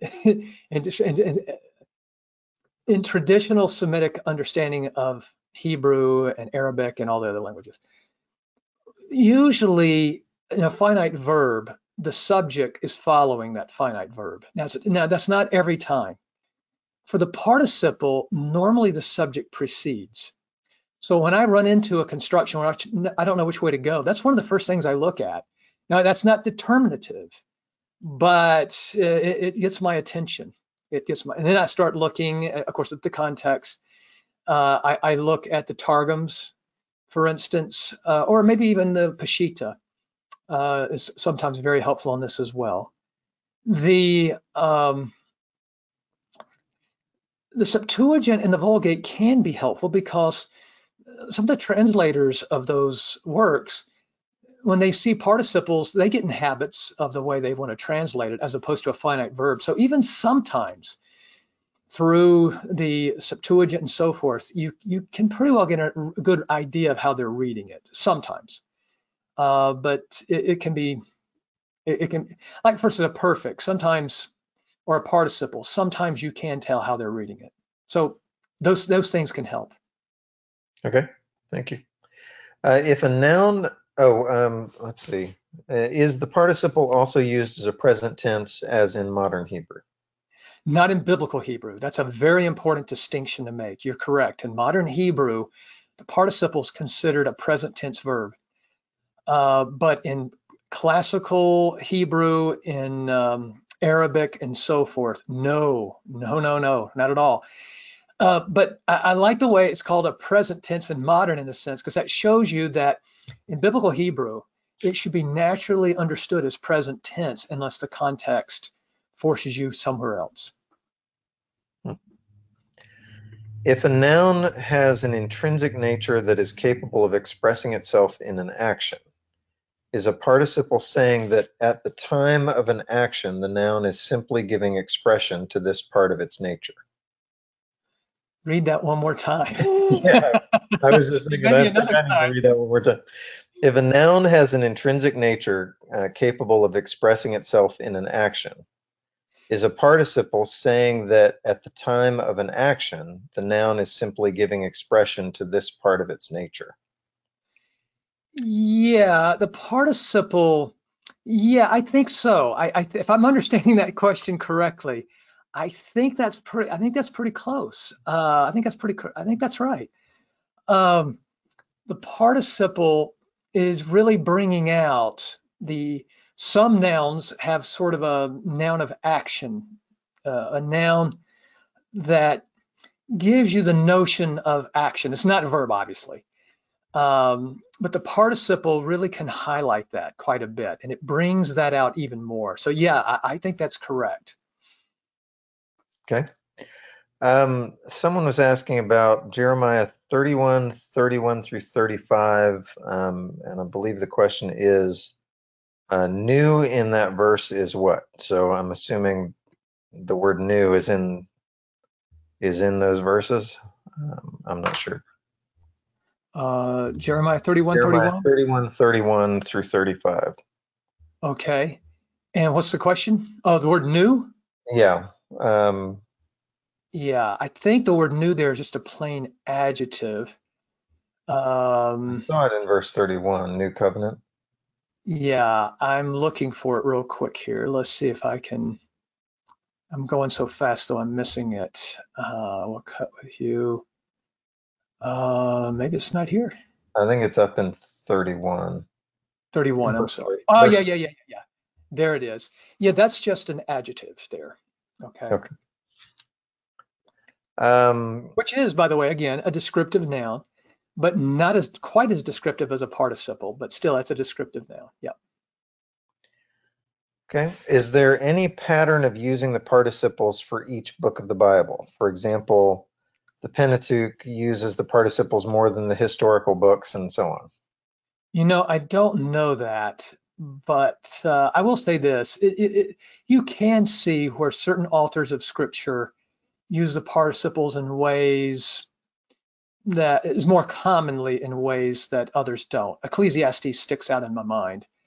They use a lot of participles, like that when I was showing you like the yesh and the ain. They do more of that than most parts of Scripture. And they're using the participle quite a bit in the book of Ecclesiastes. So you do see that certain authors, they'll use participles more than, and it's according to what the book's all about, obviously. And what are you writing about? What are you trying to get across? And so, but again, I would look at it more. You're going to use it anytime you want to be descriptive. That's when you're going to really pull that out. Well, and from an accordance developer standpoint, you can test this by doing a search for participle and then open the hits graph and see the distribution of the hits. So very true.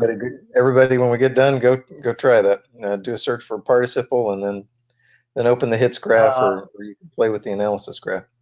Yeah, in accordance, when it like to a lot of the examples I'm showing you, I did the searches and I found the best ones that I thought would illustrate. But accordance software, There's nothing like it for searching stuff and finding these examples. It's fantastic. If we want to pause for just a moment, I think, Dr. Fuller, the handout section is there now because I upgraded you to organizer. And would you check and see, and maybe you can drag it in case some people have to leave before we can get to that at the end. All right, I see sharing, dashboard, attendees, audio, webcam, questions, polls, chat. Oh, wait a minute here. Let's see. What is, let's see, answer questions. No. It's still not there. I still don't see a section that quite says that. That says handouts. Okay. Yeah, I don't see a handout section. Oh, okay, I'll work on it some more. Okay. Sorry. I think one time, didn't I put it in your, in the chat to you? Go ahead and do that, and maybe I can download it and then upload it to the hand. Or let's try that. Go ahead and do that. Yeah. Otherwise, you can email it to me, and I'll upload it into the handouts. Okay, let me just try real quick here. And gotta make sure I get the right one to you. Let's see if this will work. Come on now. Be good. And now, hopefully this is coming to you. Just tell me if you got something. Okay, it is in the chat. Okay, all right, I'll work on that. Thank you. Okay, thank you. Any other questions? Oh, there are a lot more. I feel like walking up a sand dune. Can a participle be used as a synecdoche? If yes, do you have an example? I'm assuming it could. I can't think of a reason why it couldn't, but I do not have an example. And this would be hard to do, to even search accordance, because obviously it's not tagged for that. But right. I would assume you could. It's just because, like any other type of noun, if you can do whatever you can do with one noun, you can almost do rather plain noun. You can pretty much do it with a participle as well. So the answer I'd say is yes, but I'm sorry I can't come up with an example for you. Okay. When there is no finite verb but only the participle, should we think of the participle as a finite verb or like a periphrastic? It is difficult for me, an English speaker and Greek user, to have a sentence without a finite verb. Perhaps I should become more flexible. Yes. I don't look at it as periphrastic. Don't look at it as a finite verb. What I want you to do is first see it for what it really is. And what it is, it's a predicate, usually of a verbless clause that we have to add an is to. But before we put it into English for discussion, at least see it for what it is as a Semitic construction. Then after that, if you he is walking, and so fine. But at least at the beginning, don't see it as a finite verb or a periphrastic. Don't see it that way to begin with. At least understand the Semitic construction by the way real Semites see it.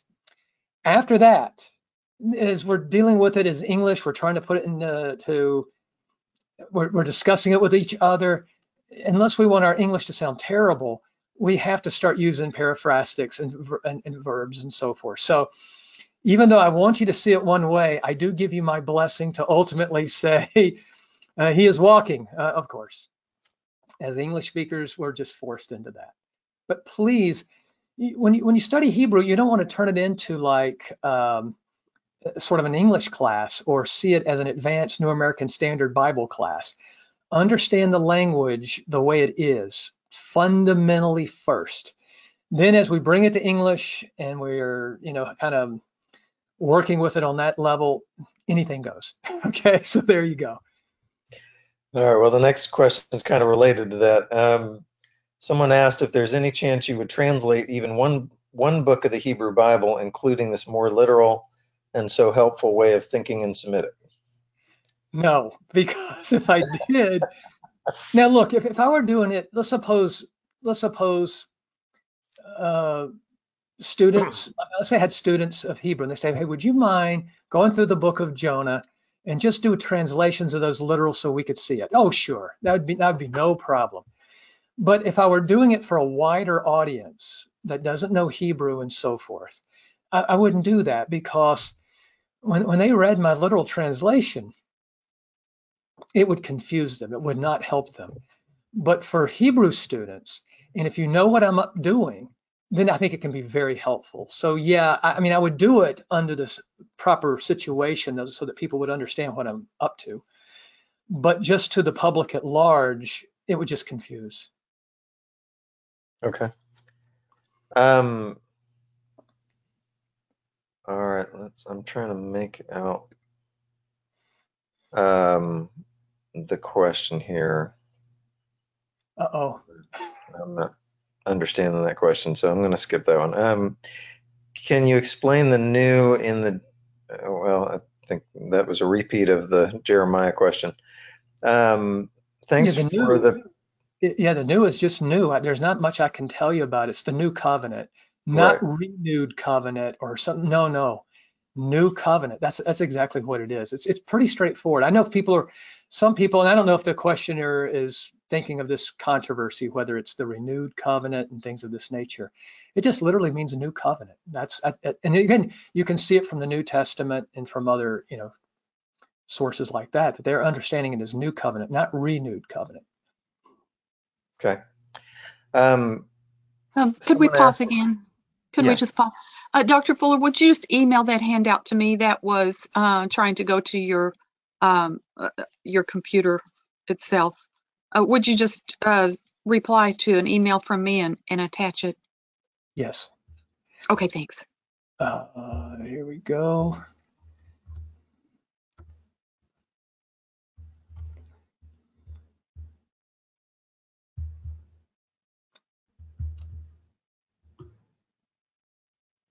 Oh, wait a second. Hold on just a second.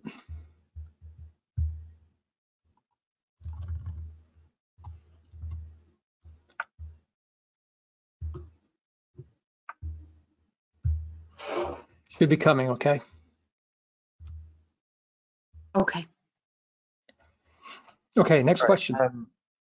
Could you share some general principles for distinguishing perfects from participles when the morphological form is ambiguous? Right. Is a verbal action coming into existence and occurring?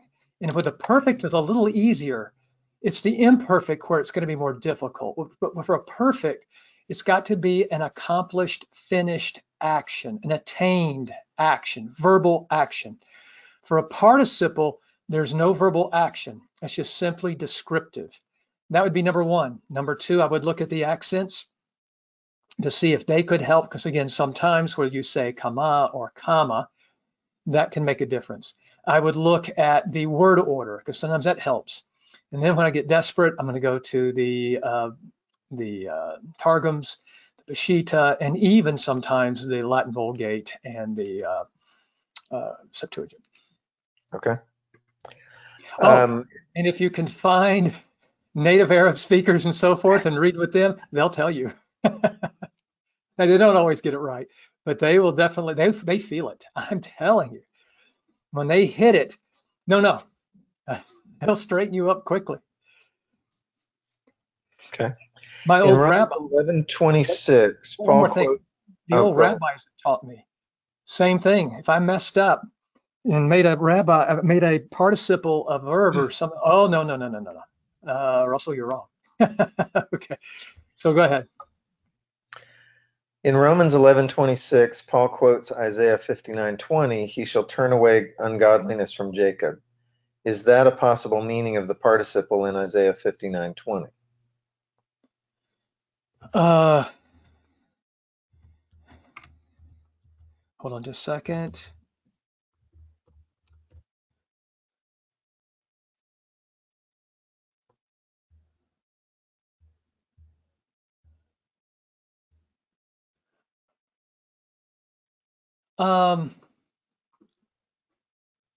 What was the New Testament again?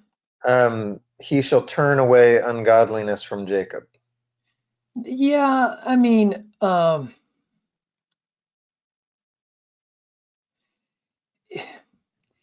it's difficult because it's hard to know if it's just are they being interpretative, kind of paraphrastic, like a paraphrase, I should say, excuse me, like a paraphrase?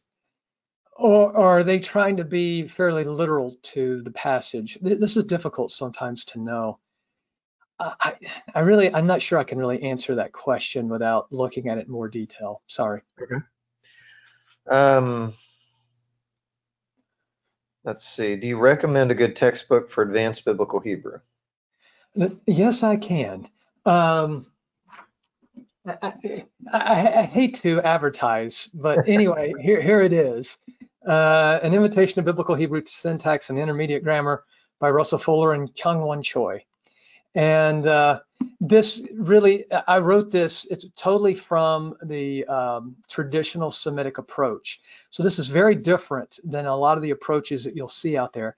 And you can just compare and contrast and see what's more helpful to you. But I really think this is, you want to go the way of traditional rabbinic grammarians and Arab grammarians. Okay. Are current Jewish translations more faithful to the Hebraic nature of the participle? Not necessarily. The JPS, whether it was the one done in the, I think it was 19 teens or the one done around 1985, 86, somewhere in there. No, because again, they're thinking, and again, I'm not criticizing them at all. They're thinking of their target audience, and it's mostly, it's written for, Jews who are more comfortable with English, obviously. And so they're thinking of their target audience, just like any of our translations do. But no, it would be like reading the New Revised Standard Version or something like that. Okay. Let's see. I'm trying to triage here. Several people are thanking you for taking the time. There are some other examples of specific examples where you're being asked to interpret a passage, but I think for the sake of time, we better avoid those. Let's see. Last one. Oh, no. Every time I think I'm at the end of the list, I scroll and there's 5 more. Besides your intermediate grammar, what other intermediate grammar would you buy? Williams was the question. Williams.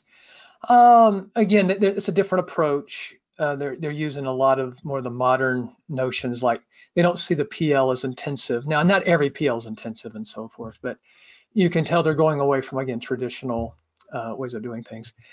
If you go back to Gesenius Couch, that's pretty traditional there. If you look at the French Jouon, pretty much. Now, there's not completely, but Jouon, of course, studied with the great rabbi of his day in Paris, Maire Lambert. And then after that, he went to, he was also a classics guy. Then he goes to Lebanon and becomes totally fluent in Arabic. Now he's ready to teach Semitic grammar, you see. And so I like the old French of Jouon. Okay. Well, the last questions, I'm not sure I can totally answer it, but is Dr. Fuller's grammar available in accordance? Can it be? I need to work on it, and I'm going to, hopefully in the next few months. And it's not Accordance's fault, folks. It's my fault, and I'm sorry. I'll get on it. When we first came out with my first book, it was not written with the fonts were not Unicode. So we've worked on that. So I'm going to go full speed on it pretty soon. I'm hoping to get it Accordance. I would love Accordance to publish it on their stuff. And but it's my fault. It's not their fault. Sorry. Of whatever we do. And so I hope you enjoyed the fundamentals today. I want to thank Accordance for allowing me to do this. You guys are always helpful, and I really appreciate this. And I appreciate everybody who came to listen today. And so I hope this helped you, and God bless you. And I hope you learn your Hebrew very well. Of course, your complete BDB, your Halot, those kinds of works are indispensable for a person that wants to really understand the Hebrew well. Also, that work, I forgot what it's called, but it's a theological dictionary. It can be helpful, but remember, watch the theology, because sometimes with the theology you can get away from the language, but when they talk about the language, it's pretty accurate. But if you look at BDB, I know it's really old, but they'll use terms like accusative. They're using the old Semitic terminology in there. So that can be extremely helpful as well.